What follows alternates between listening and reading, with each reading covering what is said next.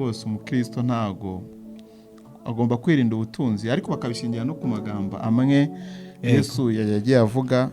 Birumvikana wa musore w'umutunzi waje kuri Yesu siramubwira ati genda ugurisha ibyo ufite byose, yarangiza agenda baba Yesu akavuga ngo biragoye ko umutunzi yinjira mu bwami bw'Imana kurusha uko ingamiya yakwinjira mu ijisho ry'urushinge. Ndagira ngo dufashe kumva niki Yesu ari kuvuga. Ese gushaka ubutunzi kubizera ni bibi? Niki ari kuvuga, niki atari kuvuga? Hari extreme ebyiri.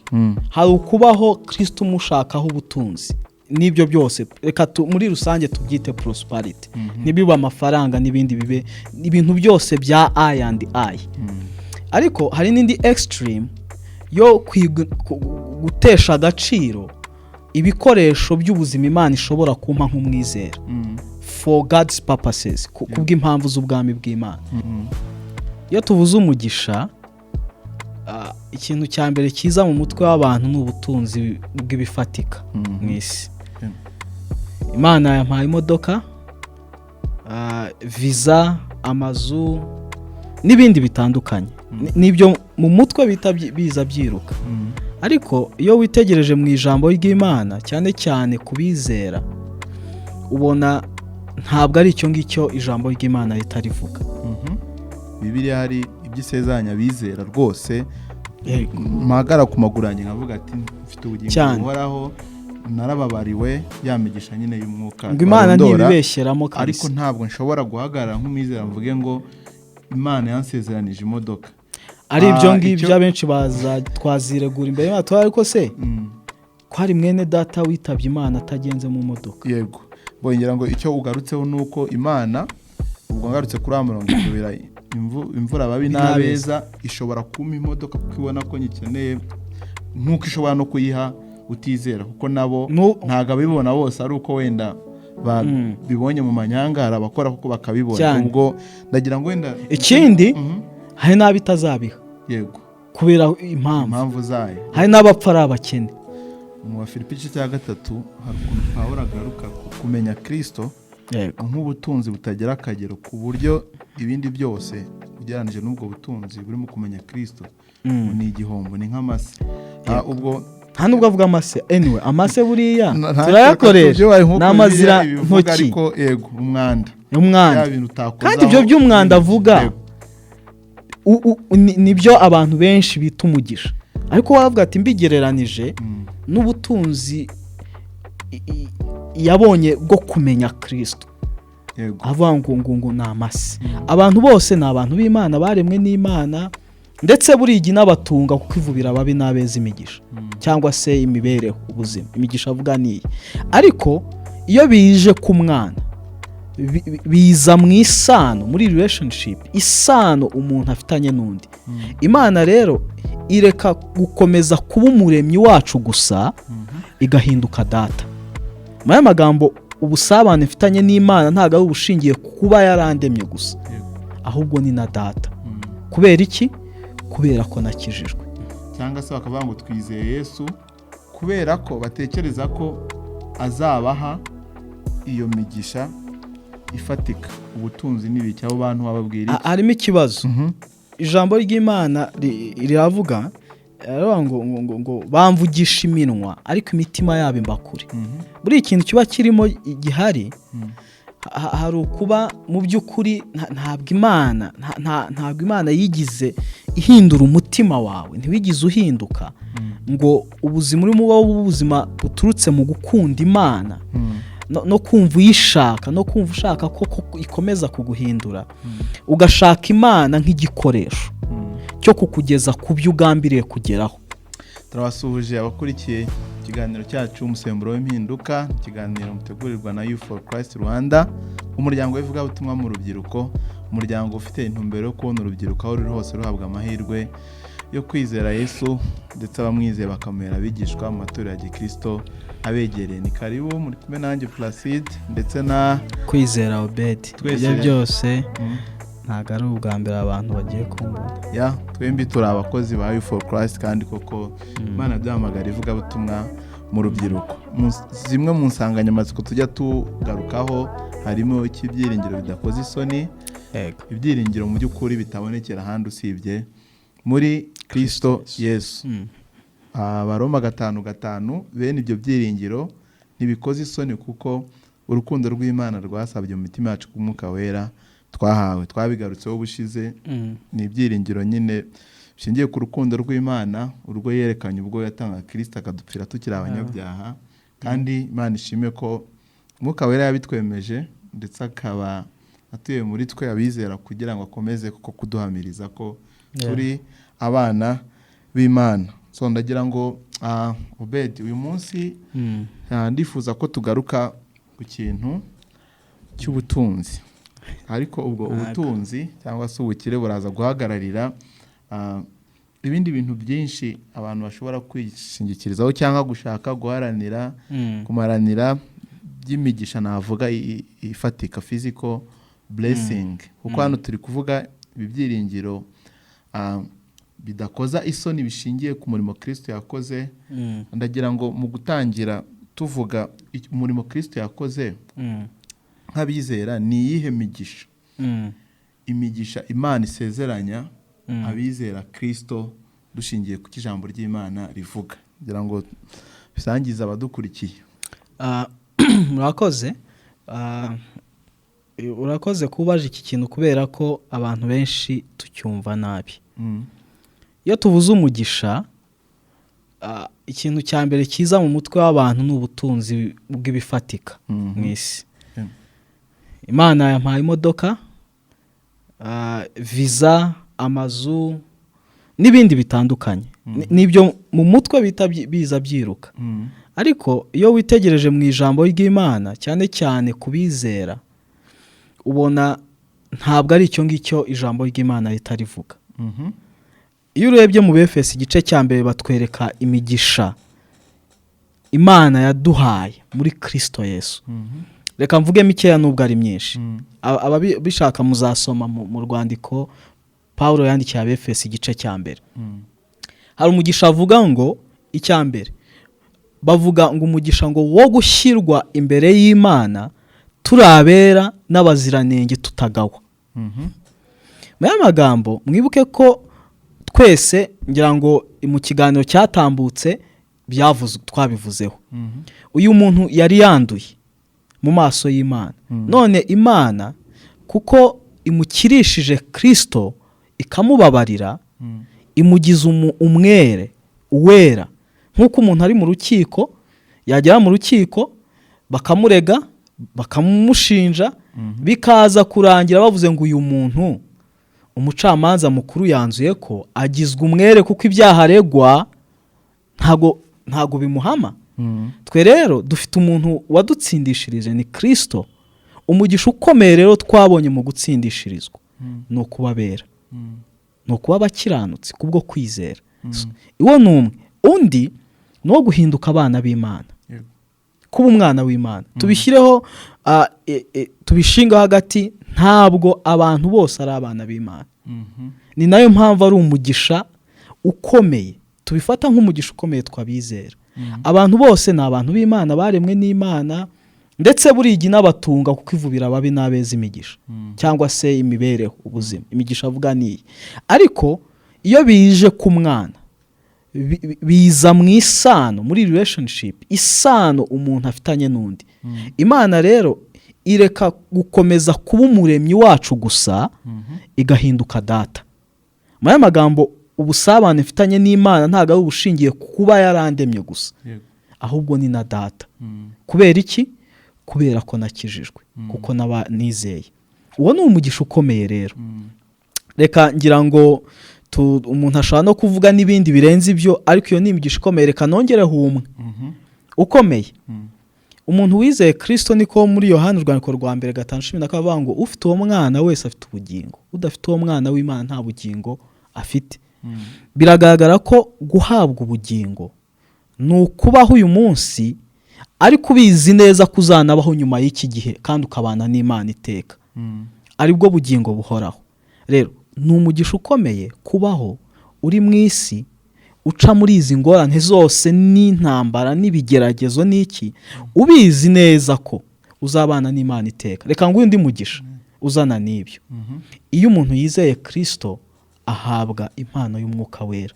Umwuka wera aza kuba muri we nk'umufasha, nk'umwigisha, nk'umwibutsa, nk'umusengera n'ibindi byinshi. Iyo ni impano idahabwa umuntu wese, ni impano ihabwa umwizera. Ni myinshi ntitwayirondora ngo tuyivemo, ariko iyo ni imigisha tubonera muri Kristo. Nubona mu Befeso barayirondora, ariko no mu zindi nzandiko nyinshi uretse no mu Befeso bagaruka kuri iyo migisha ihabwa abizeye. Urakoze cyane. Ngira ngo mu Bafilipi igice cya 3 hari ukuntu Pawulo agaruka ku kumenya Kristo nk'ubutunzi butagira akagero, ku buryo ibindi byose ugereranije n'ubwo butunzi buri mu kumenya Kristo ni igihombo, ni nk'amase. Ubwo nta nubwo avuga amase, anyway amase buriya turayakoresha n'amazira ntoki, ariko yego umwanda kandi ibyo by'umwanda avuga nibyo abantu benshi bita umugisha, ariko wavuga ati mbigereranije n'ubutunzi yabonye bwo kumenya Kristo, avuga ngo ni amase. Icyo nashaka kuvuga mwumva ari ibyo yavuze hejuru yari yishingikirijeho, harimo cyubahiro, ariko icyo nshaka kuvuga ni icyo kumenya Kristo ni ubutunzi butagira akagero.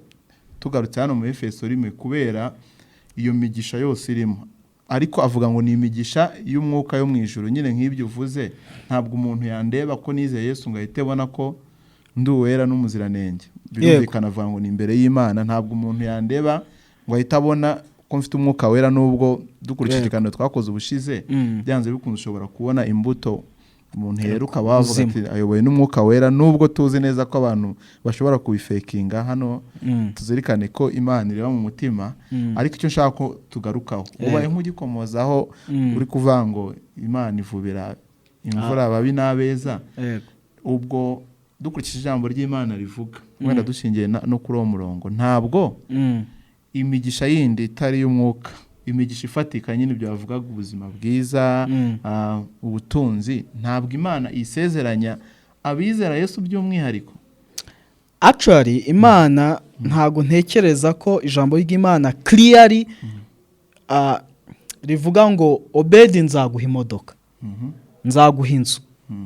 Gusa icyo tubona ko abizera bakwiye kwiringira Imana nk'Imana izajya ibatunga, provider. Gutekereza Imana gutyo ko ni Imana izi imibereho yanjye, izi ibyo nkeneye, izi uko nzabaho. Kwiringira ko Imana niyo yonyine yantungisha. Ntabwo ari ikibazo n'igihe impaye akazi ko gukora, nyine ubwo byaturutse mu kuba Imana ari uko yabigenye, ni provider. Ntabwo rero najyaho ngo mvuge ngo ariko Mana wansezeranije imodoka, wansezeranije inzu. Cyakora Imana irabitanga, ariko ntibitanga nk'amasezerano. Ubifashe rero nk'amasezerano rwose harimo ikibazo. Ariko amasezerano hano yandi ari hano, Bibiliya iravuga ari clear yuko abizera bazabana n'Imana iteka. N'ibindi byinshi Imana itanga, ariko sinabonyemo hano Imana ivuga ngo rwose umwizera Imana izamuha imodoka. N'ibindi abantu benshi bafata nk'amasezerano, akavuga ngo ntegereje ngo amasezerano Imana yampaye. Gusa Imana ijya ibikorera abizera, ariko ntabwo abizera babifata nk'amasezerano. Akoze cyane. Mani magambo icyo uvuga nuko Bibiliya hari iby'isezeranya abizera rwose. Magara ku maguru yanjye nkavuga ati mfite ubugingo buhoraho, narababariwe, yamigisha nyine y'umwuka. Ngo Imana ntibibeshyeramo kabisa. Ariko ntabwo nshobora guhagarara nk'umwizera mvuge ngo Imana yansezeranije imodoka. Ari ibyo ngibyo abenshi twaziregura imbere y'Imana, ariko se ko hari mwene data witabye Imana atagenze mu modoka. Yego. Bongera ngo icyo ugarutseho nuko Imana, ubwo ngarutse kuri amurongo ibira imvura babi n'abeza, ishobora kumpa imodoka kuko ibona ko nyikeneye, nkuko ishobora no kuyiha utizera, kuko nabo ntago abibona bose ari uko wenda bibonye mu manyangara abakora kuko bakabibona. Ubwo ndagira ngo wenda ikindi hari n'abitazabiha. Yego. Kubera impamvu zayo. Hari n'abapfa ari abakene.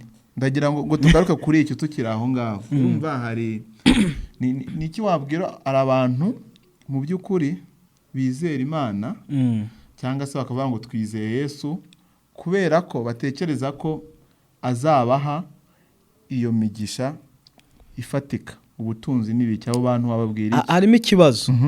ijambo ry'Imana riravuga ngo bamvugisha iminwa ariko imitima yabo imbakure.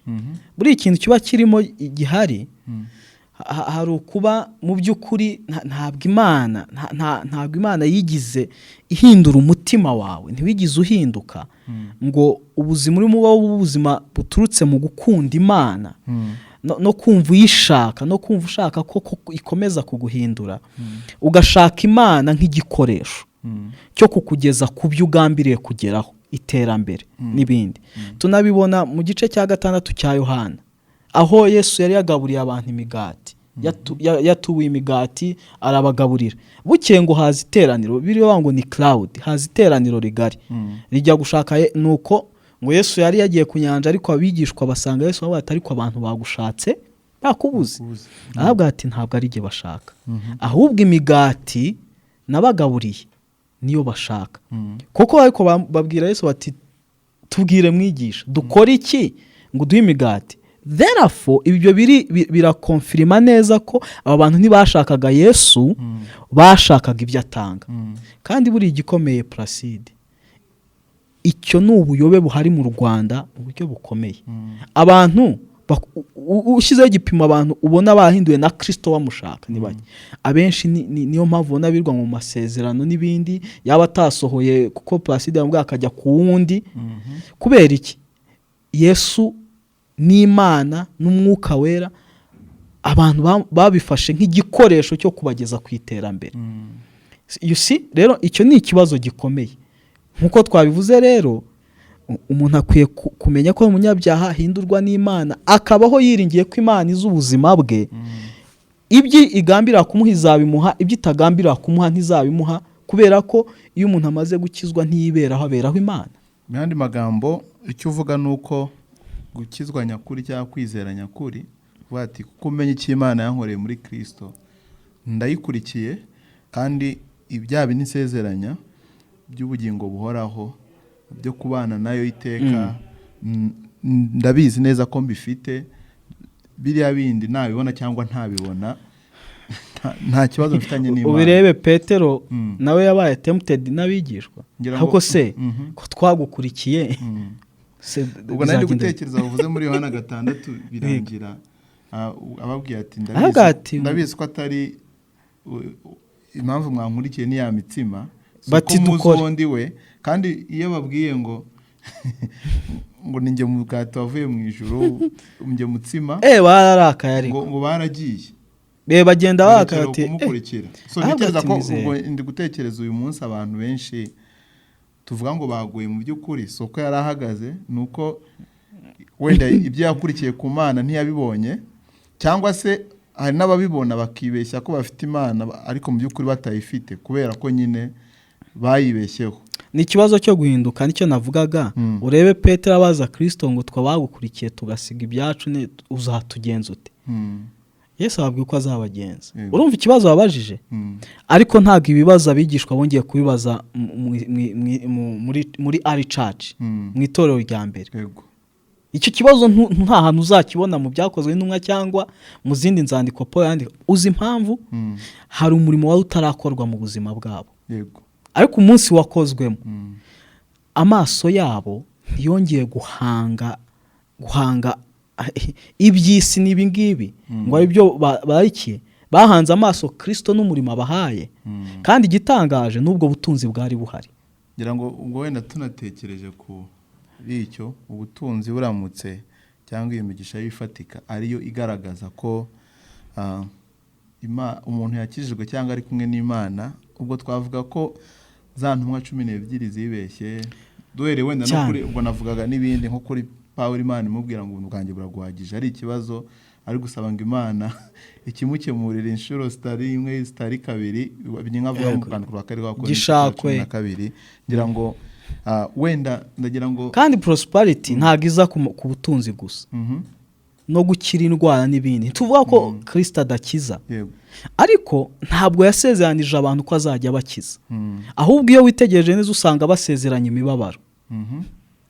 Imibabaro ituruka mu kwizera. Akanabereka ko ahubwo no gupfa bazapfa, no kubarenga. Ko ati nimba bararenganije umwigisha, mwabigishwa bizagenda bite. Ariko ubona ngira ngo abizera natwe hari ukuntu harimo n'umudamararo, ngira ngo akarengane dufite kuko katarimo kwica, katarimo gufungwa, ntabwo twumva cost y'ibi bintu n'iby'Imana yavuze, kuko ubutunzi bw'umwizera ntiburi mu isi, ubutunzi bw'umwizera buri mu ijuru. Niyo mpamvu turabashyitsi n'abimukira. Ubwo ndagira ngo tukiri aho umfashe, wenda ufashe n'abadukurikiye. Ubwo hari abantu bahera bavuga ngo rwose umukristo ntago agomba kwirinda ubutunzi, ariko bakabishingira no ku magambo amwe Yesu yagiye avuga. Birumvikana wa musore w'umutunzi waje kuri Yesu akamubwira ati genda ugurisha ibyo ufite byose, yangiza agenda baba Yesu akavuga ngo biragoye ko umutunzi yinjira mu bwami bw'Imana kurusha uko ingamiya yakwinjira mu ijisho ry'urushinge. Ndagira ngo dufashe kumva ni iki Yesu ari kuvuga. Ese gushaka ubutunzi kubizera ni bibi? Ni iki ari kuvuga, ni iki atari kuvuga? Hari extreme ebyiri.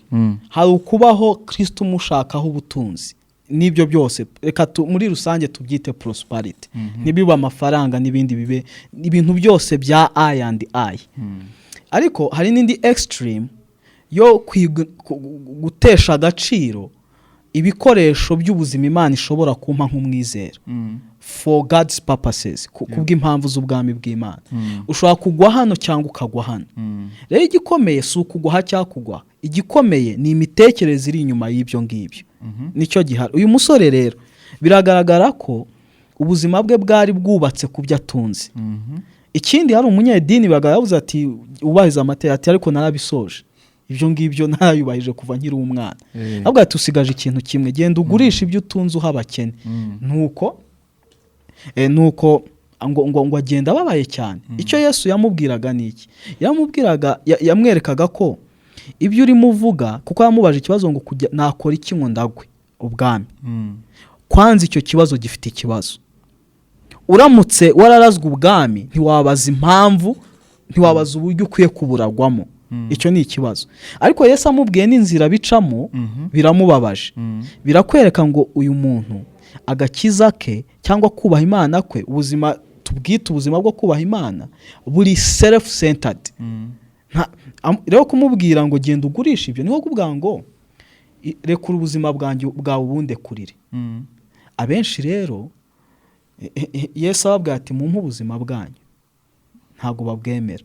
Kandi wibuka ukuntu mu rwandiko rwa kabiri rw'Abakorinto 5:14 yavuga ngo kuko yapfiriye bose kugira ngo abakiriho be ukomeza kubaho ku bwabo, ahubwo babeho ku bw'uwo wabapfiriye akanabazukira. Mu magambo ubuzima bw'umukristo ni ubuzima butiberaho. Paul anabigarukaho mu Bagalatiya 2:20, nabambanywe na Kristo nyamara ndiho ariko sijya uriho, ahubwo ni Kristo uriho muri ibyo nkora byose ndi mu mubiri mbikoreshwa n'umwana w'Imana wankuza akanyitangira. Uyu muntu rero, uyu musore yari afite uburwayi bukomeye cyane bw'uko uyu munsi twabyita agakiza ka self centered. Ni bimwe twavuze ubushize, ni agakiza ko gukora. Ariko biranagaragara ko iyo uyu muntu akunda Yesu koko, kandi Yesu niwe wenyine ugeza abantu mu bwami bw'Imana, yari bukora icyo amusabye. None ubwo kimubabaje ntaho ahuriye nawe. Ntabwo rero cyari ikibazo cy'ubutunzi. Urakoze Obed. Ubwo icyo tumaze kuvuga kuva aho twahereye, ubwo ndashaka kubivuga mu magambo make kugira ngo tugane ku musozo, ni uko mu by'ukuri abizera Yesu ntabwo Imana ibasezeranya ubutunzi bw'ifatika mu buryo bw'umwihariko. Cyambere tubona gisobanutse ni imigisha y'umwuka Paulo yarondora mu Efeso 1, ariko n'ahandi henshi dushobora kureba. None tukabona ko uyu muntu koko wakiriye imigisha ahamagarirwa kubaho ku bwa Kristo. Tukabona ko muri uko kubaho ku bwa Kristo Imana rwose ishobora guhitamo kumuha ubwo butunzi butandukanye kugira ngo akomeze kubaho ku bwa Kristo, atari ukugira ngo wenda agire icyubahiro kurusha abandi, kuko ubwo ndi gutekereza abantu bumva nyine Imana igomba kudushira hejuru y'abandi tuzamura. Ariko ubwo icyo tumaze kugarukaho, icyo maze kuvuga kuri amusore w'umutunzi, nuko mu by'ukuri ngira ngo Yesu yagaragaza ku buryo ubutunzi cyangwa urumva nibwo yarishingikirije nk'uko umaze kubisobanura, n'ibyo bintu bindi bifatika hari igihe bishobora guma abantu amaso cyangwa kubajya imbere ku buryo birangira batabereyeho nk'uwo murongo umaze kuvugaho mu Bakorinto, batabereyeho Kristo, ahubwo ubutunzi nyine akaba aribwo babonamo icyubahiro cyangwa navuga bya byiringiro. Ariko ndagira ngo wenda tugana ku musozo icyo kintu usorejeho, ubwo ndi kureba amagambo Yesu yavuze muri Matayo 6 umurongo wa 33, mushaka ubwami bw'Imana no gukiranuka. Mubanze mushaka ubwami bw'Imana no gukiranuka, ibindi muzabyongererwa. Nicyo wabwira umuntu uvuga ati ngewe rwose ngiye gushaka, kandi bashobora kuba bari batekereza gutyo, nutekereza nyine na prosperity gospel, abantu bizeye Imana kugira abone ibintu. Hari umuntu usanga ari gushaka ubwami bw'Imana, ukamvuga ari gukorera Imana cyane, ari kuyisavinga kugira ngo izakore ni give and get, izamwongere bya bindi, kubera ko yavuze tumaze dushaka ubwami bw'Imana, reka mbushake kugira ngo izanyongere bya bindi. Uwo muntu wamubwira iki? Ni ikibazo gikomeye, ubwo ni ubuyobe bukomeye. Actually nk'uko tubivuze, iby'Imana itanga byose ibitanga ku bushake bwayo, nta nubwo itubuza kubisaba, ahubwo impamvu tubisaba ni irimo ikibazo. So then ikintu navuga rero gikomeye nuko Imana ni Imana igera imitima y'abantu. Izi umutima wanjye irabizi nimba ndimo mbana nayo nkora ibyo nkora kugira ngo izanyiture ubwo butunzi. Ariko inazi abantu b'ukuri bakunda Imana, bahinduwe nayo, babereyeho Kristo, n'ibyo basabye Imana babisabye kugira ngo badivancing, bagure kubona ubwami bw'Imana bwaguka, abantu bumva ubutumwa bwiza bizeye bakura. Ariko no kuba nyine abantu b'umumaro muri society mu buryo bumwe cyangwa ubundi. Wa muntu rero utekereza uko, Imana irakuzi, izi umuntu wiryarya, izi ni ukuri. Ntekereza ko urwo ni urubanza rw'Imana. Gusa biroshye ko Imana yakemera natwe tukabibona ko uyu muntu ari indyarya, arimo aryarya Imana, kuko Imana ni registre. Yego, ndagira ngo dusoreze hano. Ubwo icyo usorejeho, Imana iradukunda kandi iraduhamagarira natwe kuyikunda, ntitugende dukurikiye ibyo ifite, kandi muri uko kuzirikana ko idukunda, kuko nimba twarabimenya akaba niyo mpamvu tuyikurikira, tugomba kuzirikana ko Imana izi ibyo dukeneye, kandi tugomba kuyisaba ibyo dutekereza ko dukeneye, tukazirikana koko muri rwa rukundo rwayo nk'umubyeyi cyane. Ntabwo yakwima umwana ibyo akeneye bihari, umwana nawe arasaba, ntabwo amuha ibyo ashaka byose, kubera ko amuhitiramo icyo gikwiriye kimubereye. Ndagira ngo rero dusoreze hano. Bed, ndagushimira, nshimira n'abadukurikiye rwose. Mukomeze mukurikire ibiganiro byacu, mutange ibitekerezo, mubaze ibibazo. Imana ibahe umugisha. Murabeho cyane.